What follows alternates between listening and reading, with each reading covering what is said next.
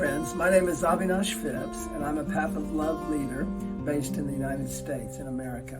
I wanted to issue a personal invitation to all Path of Love graduates for a weekend workshop we're having in Boulder, Colorado, October 7th, 8th, and 9th. That's the evening of Friday, October 7th, and then full day 8th and 9th. And this program, this workshop, is specifically designed to support graduates and continuing their work, to finding ways to keep opening up to some of the discoveries you made in the Path of Love. Perhaps to look at blocks, things that have stopped you from opening and exploring. So it's an extraordinary opportunity to keep in the field and to keep working. And I wanted to give you a sense of the workshop.